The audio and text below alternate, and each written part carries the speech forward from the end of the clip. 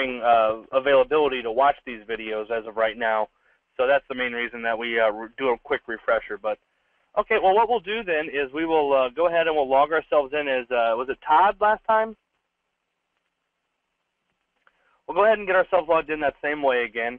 And what we'll do is we'll just go over some of the new points of mortgage returns for you, which is actually going to cut down on the time of this to a little bit shorter as well, which I'm sure everyone would like also. So what I'll do is I'll click on the client login link and just refresh me, if you would, of Todd's email address. I remember the password.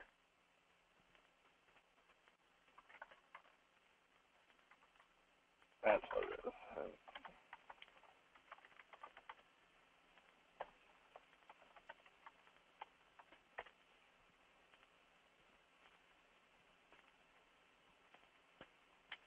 There you have it. We're all logged in. Okay. Well, are you ready now for me to begin? Perfect. Then what we're looking at today, again, we're logged in as Todd Anderson at Hancock Mortgage Partners. And what we're going to be going over is some more of the advanced options that you have within mortgage returns, specifically underneath the My Customer section. Now, the My Customer section is where you're going to be able to perform advanced searches. You're able to see the list of your entire customers.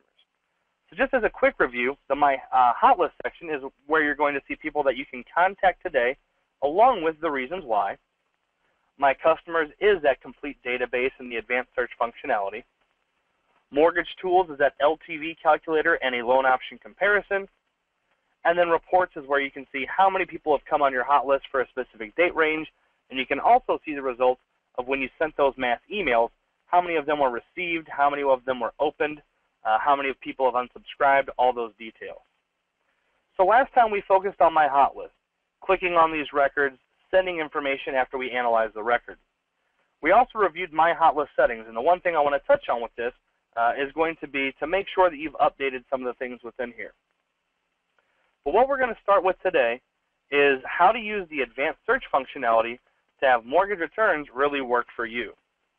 So some people out there may have databases that are larger than others, could have 400, 500, 600 people plus. And when that happens, just based on the laws of averages, if you have 365 customers, statistically, one person's going to have a birthday every day. If you have 700 customers, 2 people are going to have a birthday every day. Same thing can be said for loan anniversary. For every customer you have, they all have a birthday and a loan anniversary. So again, 365 people, you have 365 birthdays and 365 loan anniversaries. Well, what that does for you is it puts those people on your hot list to let you know of those opportunities. But at times, depending on the size of your database, that can become somewhat overwhelming.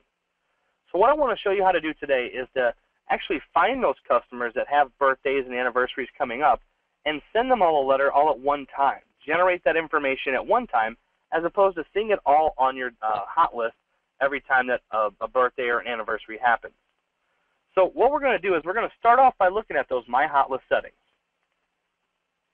As I mentioned, the quick refresher I'll give you on this is going to be that you need to make sure that especially these appreciation rates for the last 5 years are set to what they need to be. You also need to come in here and make sure that any of these values that you see in here represent your personal group of customers. So let's go ahead and look at all this information. Looks like Todd's actually able to jump on the phone now for us too. So what we're looking at here is the different triggers that we have. And as we just discussed, if we don't want to see all those people on our hot list for their birthdays and anniversaries because our database is larger, the first thing we would want to do is to come in here and turn off those triggers. That means from here on out, I'm not going to see anybody's birthday or anniversary on my hot list. So I've deselected those. Once I've done that, I would come up and hit save. Now again, something I really just want to stress to you folks, that this is an option to do in mortgage returns. It's not something that we necessarily recommend to everybody. It's not something that we're saying you have to do. It's just another way of going about doing your business depending on your preferences. So once we've turned those off and click save, we know that we're not going to see those opportunities on our hot list any longer, but that doesn't mean they're not good opportunities. So what we would want to do is do a search every month finding those opportunities. So the best thing to do would be to create an Outlook calendar reminder letting you know that you need to perform that search. And maybe it's the first week of the month, maybe it's the last week of the month. Either way you have it, that's the type of search you'd want to run. So now that we've turned those triggers off, the next step to do will be to come into our My Customer section. Now the My Customer section, again, is just going to have all the different records you have, so in this case 118 of them. And for these 118 records, we want to do an advanced search to find who's having a birthday for April. So to begin, we're going to click on our advanced search link. Now the advanced search page itself can be overwhelming at first. If you look in here, you'll see that there's dozens of fields that you can fill out. The good news is you only have to fill out one to get a response. So you can search by only people with emails, or choose to search for people without emails. You can search by people's email address, people's loan numbers, last names, first names, residence type, what type of loan was it? Was it a refi or a purchase? All these are options. But all we're going to focus on today are the ones that we're going to be performing for the birthday and anniversary. So we're going to scroll down to where it says borrower birthday. And we're going to ask for the birthdays that are due in the month of April. The only other thing we're going to make sure we're doing is searching by first liens only. And we're doing that because we don't want the same customer to show up twice on here just because they have a first and second lien. They don't need to get two birthday notifications for that. So first liens, the birthdays for month of April, and hit search. Now for the month of April, it looks like Todd would have had 11 people show up on his hot list.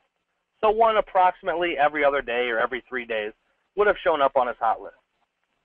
Well, now that we've done this advanced search, we can see that all 11 of these records automatically come up tagged. That's an important feature of advanced searches. Anytime you do an advanced search, everyone comes up tagged. So all you need to do to send them all information, whether it's an email or a letter, is click on Send Letter/Assign Campaign.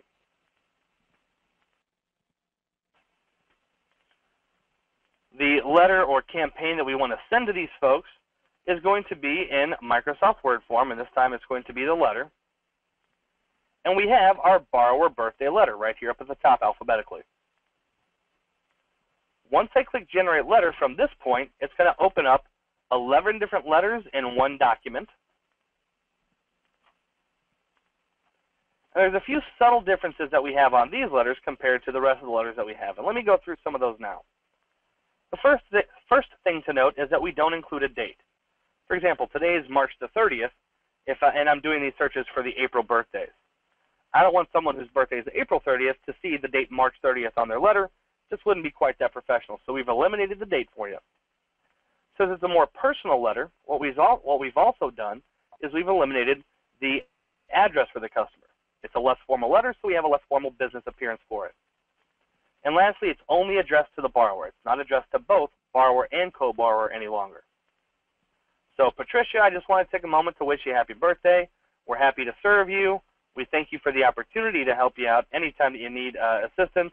Here's my email address. Here's my phone number. Call me if you ever have any questions. Sincerely, Todd. That one's for Patricia. The next one here is for Stephen. And then we have one for John. So all 11 of these are going to print out at once. File and Print prints those out. Now, once they're printed out, we've got a stack of 11 letters. What we want to do next is we want to stuff those envelopes. So once the envelopes are stuffed, now we've got a stack of 11 sealed letters. Well, to help you out, we've also created mailing labels that are specifically for the borrower. So we come in here and choose Mailing Labels Borrower. Once we have that selected, we hit Generate Letter.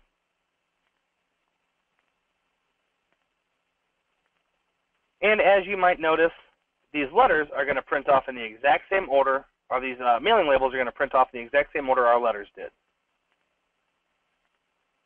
So we've got our letters stuffed. We've got mailing labels on there. The last thing that we're able to help you out with is determining when these should be sent. So when we're sending these letters, some people are going to have a birthday the first week of April, some the second, third, fourth, and so on. So to help you out there, we've actually got something that we call the Borrower Birthday Report. Now, this is also something that's useful for anyone out there who's saying, well, I don't need to use this for that, for sending birthday letters. I write my own by hand. Well, that's fine too. We understand that happens. But we can still run the Borrower Birthday Report because this is going to look exactly like mailing labels, but you'll want to print it out on a plain white piece of paper And as you can see, we include their birth date. So you know, to male Patricia is the last week of the month, male Stephen's the last week of the month, and male John's the first week of the month. So File and Print prints out all of those different things. Once you're done here, just click Save, and now you've taken care of your birthdays for the borrower for the entire month of April. The only thing to point out about that is that you would also want to come through here and do a similar search for co-borrower. If you try to search for both borrower and co-borrower at the same time, you're not going to get any search results. So search for borrower, and then print off your information, then search for co-borrower, print off that information, and you're all set. Any questions on the birthday search? Nope. All righty. Then the other trigger that we turned off is going to be our anniversary trigger, our anniversary date for their loan anniversary. So to search by those, we're going to do very similar steps. We're going to click on those first liens again. We're going to scroll down, and this time we're going to search by anniversary date for the month of April. And then there's one more field that we want to search by. So we've got first liens for the month of April, but there's going to be two situations. One situation is going to say, hey, you have a good rate, I don't recommend you do anything. The other one's going to say, hey, you don't have such a good rate, let's try to do something. So with that being said, we also need to include a search by the loan rate. So what we'll search for first is people with good rates. So the 30-year fix right now is right around 5% or so.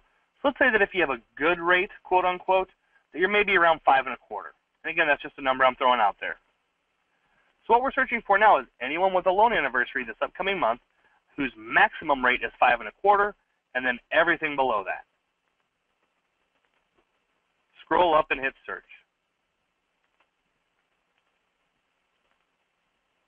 Now in the month of April, it looks like 10 people meet those qualifications. Majority of them are FHA loans. When we come in here, we can see that we have 10 people in here that have a loan that is going to have an anniversary next month that is less than 5.25. Once we have all those, we're going to click Send Letter / Assign Campaign. And the letter we would send them is our annual loan review with no recommended action. It is exactly what it sounds like. Once this is opened up, this is going to say to them, Dear Joseph and Mandy, I reviewed your loan compared to the market right now, and I'm not recommending any action at this time. I'm doing this because here are the details I'm tracking, and when you compare that with today's market, if you were to refinance, you'd actually owe us $18 more a month. Scrolling down, Dear Juan and Sylvia, based on your loan values, you wouldn't save a single dollar if you refinance today. Let's look at one more.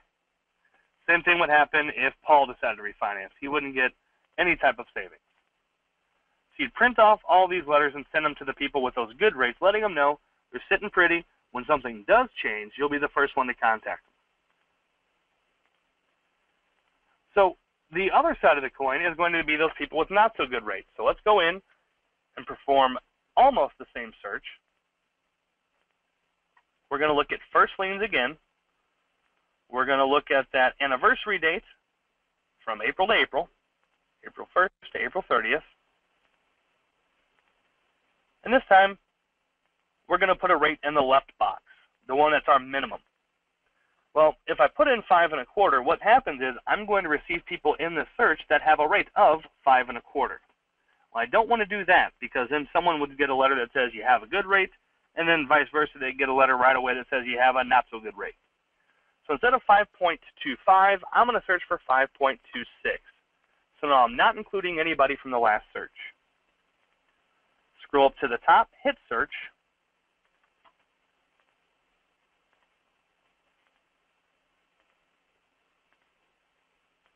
And it looks like we just have one person that falls under that category. Whether it's one person, 30 people, anytime you have a record automatically tagged, we're going to click on Send Letter / Assign Campaign. And then we also have the annual loan review, recommended action.